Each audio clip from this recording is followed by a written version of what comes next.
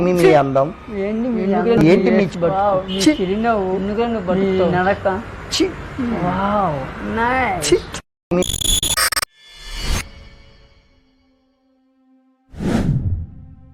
इस वीडियो में दी गई जानकारी महाभारत और इसके पात्रों से संबंधित पुरानी कथाओं, ग्रंथों और मिथकों पर आधारित है।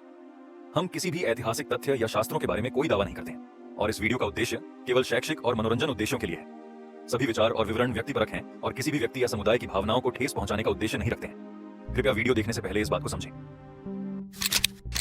महाभारत युद्ध में करीब 18 अक्षौहिणी सेनाओं ने हिस्सा लिया था, जिसमें से 11 अक्षौहिणी कौरवों की ओर से और 7 अक्षौहिणी पांडवों की ओर से थी। युद्ध के समाप्त होते होते इन 18 दिनों में दोनों ओर की लगभग पूरी सेना का अंत हो चुका था। महाभारत युद्ध के बाद सिर्फ मुट्ठी भर योद्धा ही जिंदा बचे थे। उस विनाशकारी युद्ध में दोनों पक्षों का लगभग सब कुछ तबाह हो गया था। तब जो योद्धा कौरव पक्ष की ओर से लड़े थे और जिंदा बच गए थे, उनका क्या हुआ?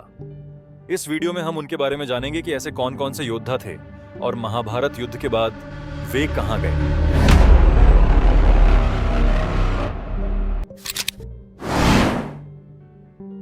महाभारत युद्ध में कृपाचार्य जीवित बच गए थे क्योंकि उन्हें चिरंजीवी होने का वरदान था। उनकी मृत्यु की कोई कथा कहीं उपलब्ध नहीं है और यह तक माना जाता है कि वे आज भी जीवित हैं। कृपाचार्य शरद्वान के पुत्र थे। उनकी माता का नाम जनपदी था, जो इंद्र द्वारा भेजी गई एक देवकन्या या अप्सरा थी, जिसे महर्षि गौतम की तपस्या भंग करने के लिए भेजा गया था। महर्षि गौतम और जनपदी के मिलन से 2 बालकों का जन्म हुआ, जिन्हें माता पिता दोनों ने ही जंगल में त्याग दिया। वहां के राजा महाराज शांतनु ने इन्हें देखा और कृपा करके उनका पालन पोषण किया। उनका नाम कृप और कृपी पड़ा। कृप की बहन कृपी का विवाह द्रोणाचार्य से हुआ, जिनसे एक महान पुत्र अश्वत्थामा का जन्म हुआ था। महाभारत समाप्त होने के बाद कृपाचार्य पांडवों के पास वापस आ गए थे और उनके कुल गुरु बन गए थे। उन्होंने पांडवों के पौत्र अभिमन्यु और उत्तरा के पुत्र परीक्षित को भी अस्त्र विद्या सिखाई थी। अश्वत्थामा महाभारत महाकाव्य का एक अत्यंत दुर्लभ किरदार है, जिसके जिंदा होने की चर्चा आज भी है।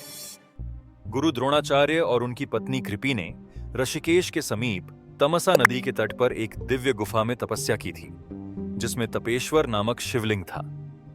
तब भगवान शिव ने उन्हें अपनी शक्तियों के अंश से एक पुत्र प्रदान किया था। अश्वत्थामा के मस्तक पर एक मणि थी, जिसके कारण वह बिना थके बहुत लंबे समय तक युद्ध कर सकता था। गुरु द्रोणाचार्य को अपने पुत्र की शक्तियों पर इतना भरोसा था कि कोई भी उसे मार नहीं सकता था। जब अश्वत्थामा ने सोए हुए निरपराध बालकों की हत्या कर दी, तब पांडवों ने अश्वत्थामा को पकड़कर द्रौपदी के समक्ष लाया था। द्रौपदी ने देखा कि अश्वत्थामा को अपने पाप का एहसास था और द्रौपदी ने कहा, यह एक गुरुपुत्र और ब्राह्मण है। ब्राह्मण की हत्या पाप है। इसके बाद अश्वत्थामा को मणि निकालकर और उसके केश काटकर मुक्त कर दिया गया था। कृतवर्मा यादव वंश के थे और उन्हें एक बलशाली योद्धा की श्रेणी में रखा जाता था।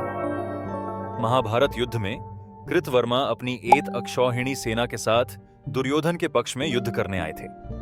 कृतवर्मा कोई आम योद्धा नहीं, बल्कि एक बलशाली योद्धा थे। उन्होंने महाभारत में भीमसेन, युधिष्ठिर और धृष्टद्युम्न जैसे शक्तिशाली योद्धाओं को पराजित किया था। महाभारत के अंत में जब दुर्योधन सरोवर में जाकर छुप गए थे, तब कृतवर्मा ने सामने आकर दुर्योधन को युद्ध के लिए उत्साहित किया। जब अश्वत्थामा ने रात में छुपकर कई पांडव योद्धाओं का वध कर दिया था, तब कृतवर्मा ने वहां से जान बचाकर भाग रहे सैनिकों को बचाया था। भले ही वे महाभारत युद्ध के बाद जीवित बचे थे, लेकिन मौसल युद्ध में सात्यकी ने कृतवर्मा का सिर धड़ से अलग करके उनका वध कर दिया था। वृषकेतु कर्ण के पुत्र थे, जो महाभारत युद्ध के बाद जीवित बचे। उनके 8 भाई थे, जिनमें से सिर्फ वृषकेतु ही जीवित बचा था। कर्ण ने वृषकेतु को अस्त्र शस्त्र की शिक्षा दी थी और उसे ब्रह्मास्त्र का भी ज्ञान था। महाभारत युद्ध के बाद कर्ण की पत्नी वृषाली कर्ण की चिता में सती हो गई थी। पांडवों को यह पता चला कि कर्ण उनका बड़ा भाई था और उन्होंने वृषकेतु को अपना पुत्र मानकर इंद्रप्रस्थ का राज्य सौंप दिया और उसके बाद वो अपने राज्य पर राज करने लगे।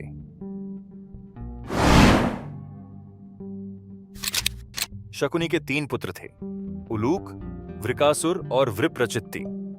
इनमें से वृप्रचित्ति सबसे छोटे थे। वृकासुर का जन्म एक यज्ञ से हुआ था और वह भी एक बलशाली योद्धा था। महाभारत युद्ध के 17वें दिन वृकासुर और नकुल के बीच युद्ध हुआ, जिसमें वृकासुर का वध हुआ। उलूक को युद्ध से पहले पांडवों को धमकाने के लिए भेजा गया था और उसने पांडवों को दुर्योधन का अपमानजनक संदेश सुनाया था।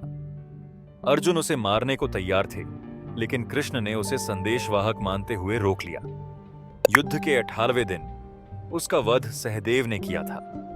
शकुनी के और उनके समस्त भाइयों की मृत्यु के बाद वृप्रचित्ति को गंधार का राजा बना दिया गया था। इनके अलावा कौरव पक्ष से धृतराष्ट्र और गांधारी भी बचे थे। पांडवों की ओर से लड़े हुए योद्धाओं के बारे में हम फिर कभी बात करेंगे। कौरवों की ओर से बचे इन योद्धाओं में से 2 को आज भी जीवित माना जाता है, अश्वत्थामा और कृपाचार्य। क्या आपको भी लगता है कि वे आज भी जीवित हैं या ये सिर्फ एक मिथक है? आप हमें कमेंट बॉक्स में कमेंट करके बता सकते हैं।